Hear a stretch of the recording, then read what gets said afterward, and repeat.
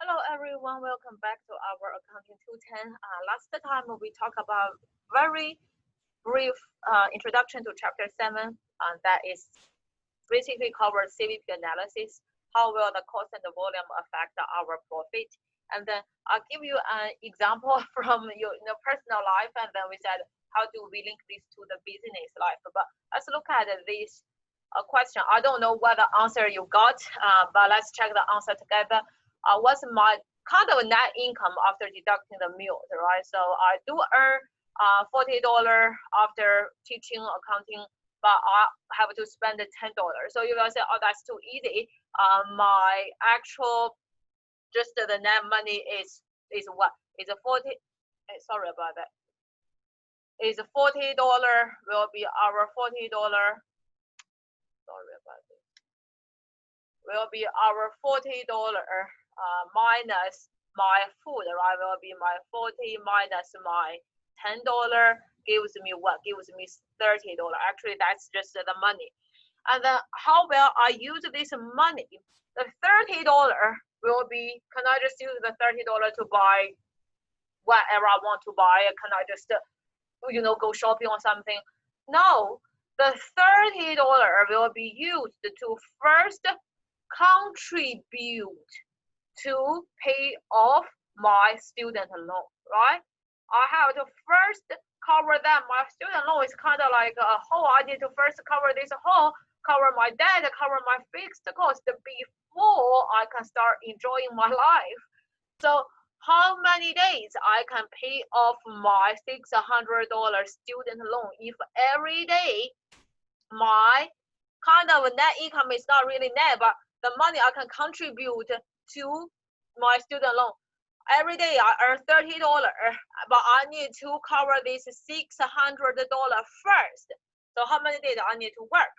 You get the answer, right? You get the answer 20 days, yes or no. You got the answer 20 days, yes or no. How did I get this?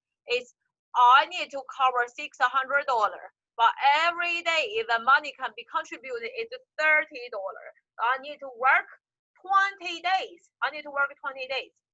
Okay, the third one, you will say, I'm not that just saying, hey, just earning zero is enough. I also want to go shopping. I need to buy things. I want to get some money. After paying off that $600 student loan, I also want to earn $300 every month. Okay, so you said, oh, just covering the student loan is $600, but no, that's not enough. I want to still have 300, so actually I need to earn 900. I need to earn 900, and every day how much really goes to me? It's just $30. So I need to work how many days? 30 days, right? I need to work 30 days actually to cover my student loan and also have some money for myself. You will say, hey, Professor, why you tell this to us? I don't really care about your student loan or how many days you have to work. Because it's kind of related with our business. Remember when we talked about the variable costing, I said in chapter 7, you will learn one new income statement called a variable costing method or CVP or contribution margin method.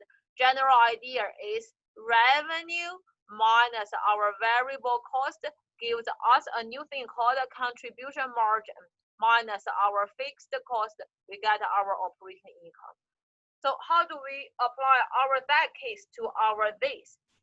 It's, I said, kind of like the $40 is kind of like the revenue, right? And then my $10 is kind of like my variable cost.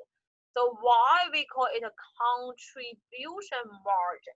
Why we don't call it accounting 210 margin? Why we don't call it 小小送 margin? Because this is the money you can contribute. You can use it to contribute to first cover your fixed cost. Like my example, I earn money. I need to first contribute to cover my student loan. And if I have extra, after covering student loan, then anything extra will be contributed to increase the operating income. So our operating income is affected by the cost and then by the volume, how many days I work. So we call it a CVP analysis. And we have a very important new terminology, contribution margin. The margin that can be used to contribute, first to cover our fixed cost, and anything extra goes to our operating income. Okay, so that's kind of like what I say, right? So for our cases, that every day my kind of revenue is $40, and then I need to buy food, right? So my contribution margin for every day is just $30. So every day I just get $30. But my total fixed cost is 600, right? My total fixed cost is 600, and I want to pay off that. So every day I earn $30. So $30 times how many days times my X days minus my fixed cost will give me 0. So I need to first finish my fixed cost. Then that is how I get my 20 days. I got my 20 days there. Okay, got some idea, kind of, get what your professor is talking, kind of got some idea. So let's look at the example 2. Let's look at the example. We still continue with the concept. We still continue with the concept to keep giving you some information there. Suppose you decided to drop this class, because you don't like me, I got so hurt, right? You are thinking about start your own business, and then you sell iPhone Y. That's kind of interesting. You want to sell your iPhone Y, which is better than iPhone X. Wow. What is the most recent model of iPhone X? iPhone X 11, 12? I don't really know. But you are selling iPhone Y, you think it's better. Okay, selling price for each one is $200, and then your variable cost, I should put a variable cost. I put variable cost for each one is 120. So I should put variable cost. And then, sorry. Variable cost for each one is 120, and you have a fixed cost. You need to rent a house, which is $2,000 per year. CVP analysis, how the operating income will change when we have different costs or when we have different volume, right? So how will your volume of the sales affect your operating income? So I did this kind of, I want to go through most of the part with you, but later you can copy paste or you can just do the numbers by yourself. So let's look at the different scenario. Your revenue 200, the variable cost 120, contribution margin. Okay, I already calculated for you. Contribution margin per unit. Contribution margin per unit. A selling price minus your variable cost gives you $80. You can use this $80 to first contribute to cover your fixed cost, and if you cover it, then you can increase your operating income, right? So as I said, revenue selling price minus your variable cost gives you contribution margin minus your fixed cost gives you operating income. So let's look at the different scenario. First scenario is you didn't sell anything, so your volume is 0. When you sell 0, your revenue will be 0, right? But your variable cost will be 0, so contribution margin is 0. But it doesn't care. The landlord doesn't care how much you earned. He said, you still need to pay me $2,000. You still need to pay me $2,000. So the fixed cost is always there, no matter how many volume you sell. Okay, so now in that situation, you will have the loss of $2,000, right? You have a loss of $2,000. The next situation is that doesn't work, right? That doesn't work. I need to sell something. So now you sell one unit. When you sell one unit, you get $200, but you need to pay variable cost. Like you purchase this from Walmart, let's say, and then you sell it to your family, right? So yeah, you get $200, but you have to deduct your variable cost first. So kind of the contribution margin you get is just $80. But you still need to pay fixed cost is $2,000. That's not enough. So you still have a loss of 1,920. Yeah, you kind of made some progress, but not enough. So I need to sell more. So next situation, you sell 5 units. Now you get 1,000. You got 1,000, right? 5 times 200. But you need to pay variable cost is 600. So general idea is you can have contribution margin 400, but you still need to pay the rent. It's 2,000, not enough, but you kind of, the loss is less, 1,600. Blah, blah, we do the next one, right? So I'll do it. Now you sell 25 units, and then your revenue will be 5,000.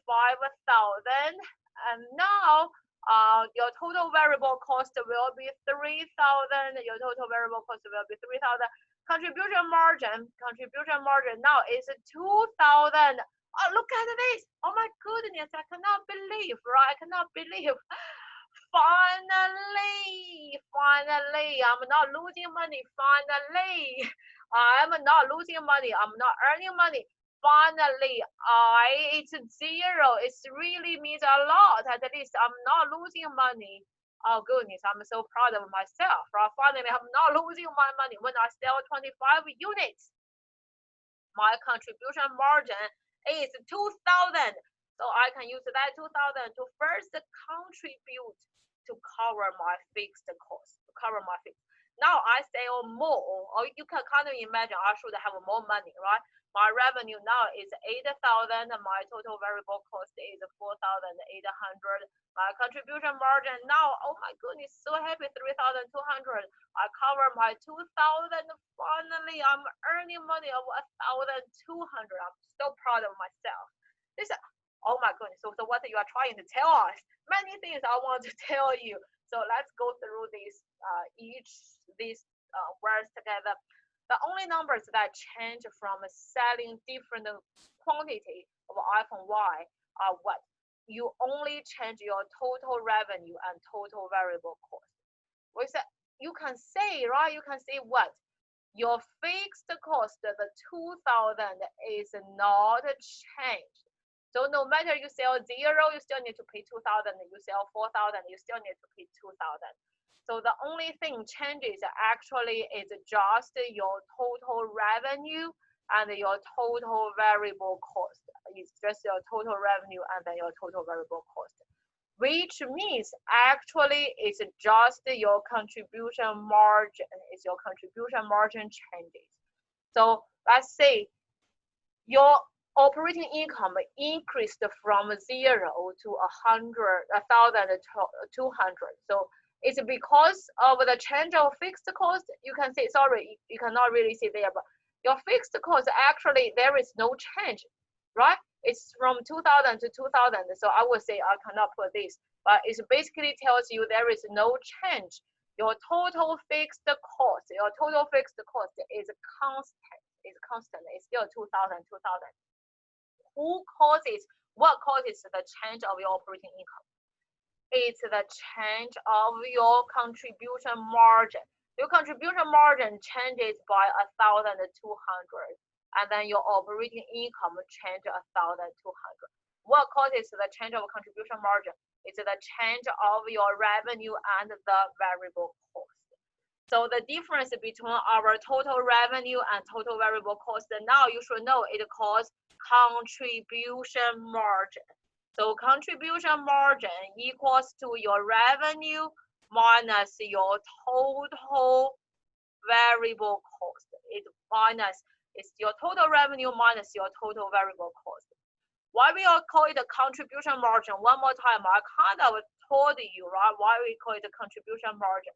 It tells you how much you can contribute to first cover your fixed cost and to increase your operating income. Okay, so it contributes to first cover your fixed cost and then to increase your operating income. We also have a thing called the contribution margin per unit. If you talk about per unit, so this is talking about your total. But if you talk about per unit, then it will be your selling price minus your variable cost per unit, like 200 minus 120. Contribution margin per unit is 80, right? So how will your selling price is couped with your variable cost per unit? Once you get your contribution margin per unit, you time your total units, you also get your total contribution margin.